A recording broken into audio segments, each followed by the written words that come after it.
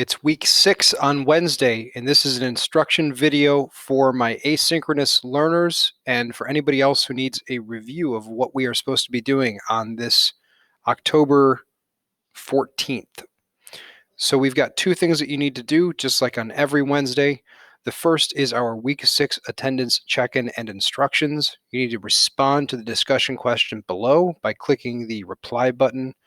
And then you need to complete Writer's Workshop 3, which is also listed under Wednesday.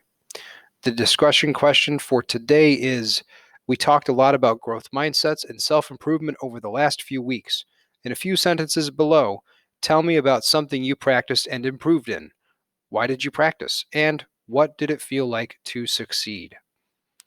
Once you're done with that quick discussion question, you're going to open up our Writing Workshop 3.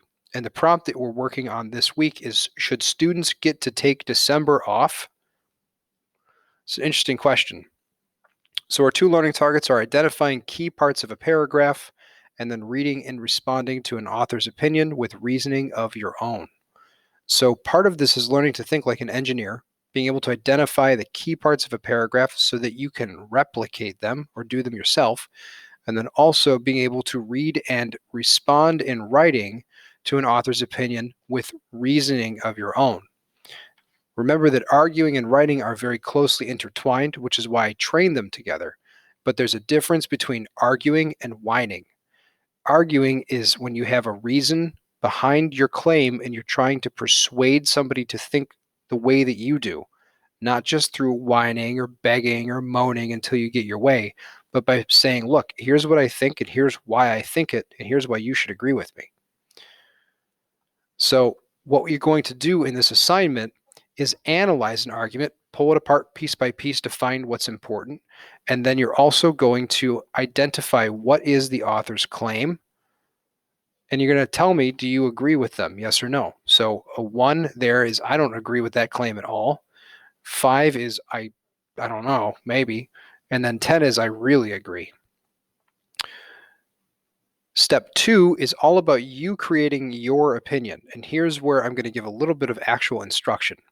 When you're writing, it is much easier to do it if you have a plan, if you have a map of where you're going.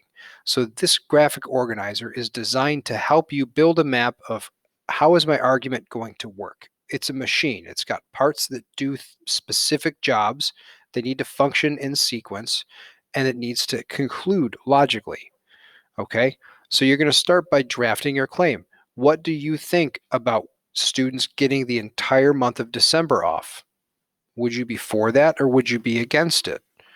Then what are some pieces of evidence that support your reasoning? Evidence is anything that explains or shows by example why the claim is right. And finally, your conclusion. Your conclusion is how you end a paragraph. It's how you restate things. So you want to remind the reader of what it is that you're talking about. So you just go back, you restate your claim, put it maybe in a simpler, bite-sized version, and then you're done. Okay? I also have some transition words over here on the side. The transition words are ways that you link your sentences together. You put it at the beginning, you usually include a comma, but not always, and it links one sentence to the next.